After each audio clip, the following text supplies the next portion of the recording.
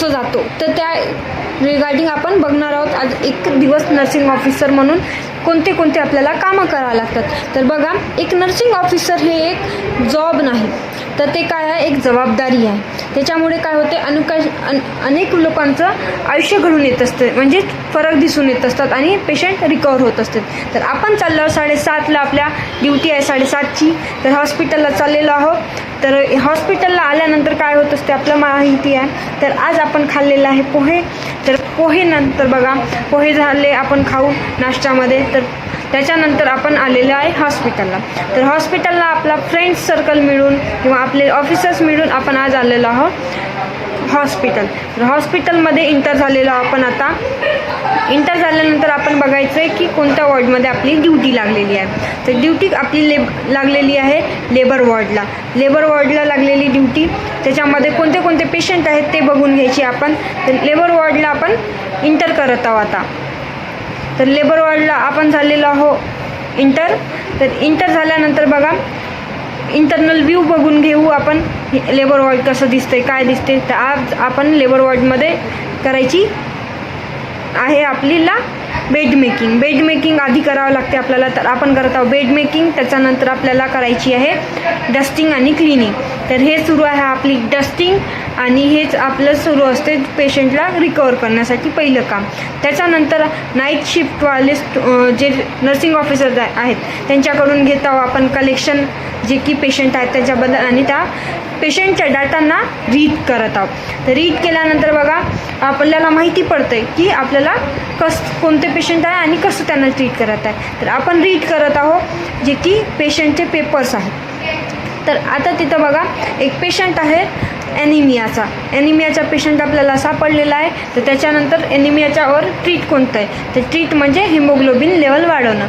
त्याच्यानंतर त्याच पेशंटचं आपण चेक करणार आहोत. आपण चेक करत आहोत BP त्या पेशंटची. तर BP आहे 116/80. तर त्या पेशंटची BP आहे नॉर्मल. हे झाली BP आपली चेक.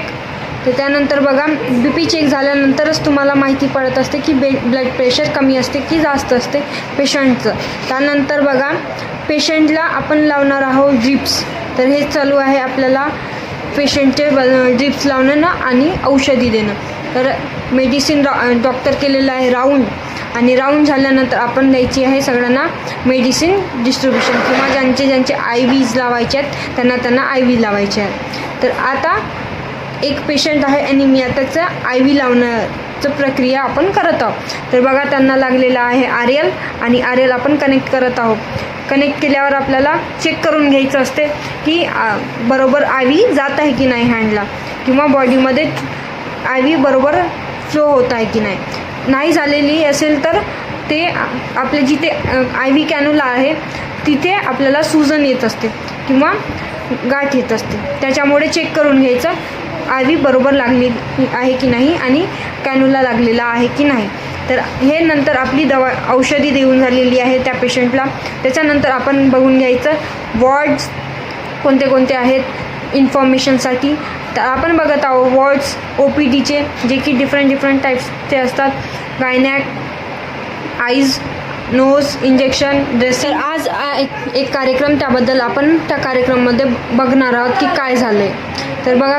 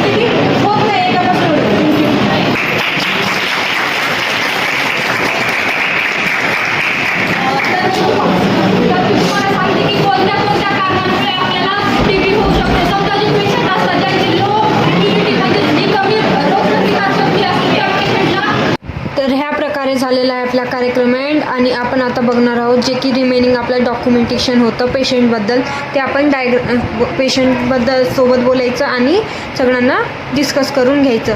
तर ह्या प्रकारे लास्ट डॉक्युमेंटेशन आपलं कंप्लीट झालेलं आहे.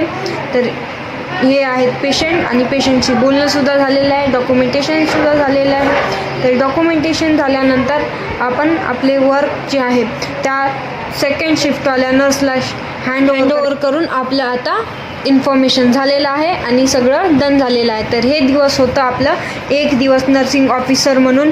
तर ह्या प्रकारे आपला डे एंड झालेला आहे. तर तुम्हाला खरंच समजलं असेल की एक नर्सिंग स्टुडंटची किंवा एक नर्सिंग ऑफिसरची काय दिवस असते आणि काय हेक्टिक वाटतंय, कसं दिवस जातंय, कशा इन्फॉर्मेशन आपल्याला डे एंड झालंय. लाईक करा, शेअर करा आणि सबस्क्राईब करा.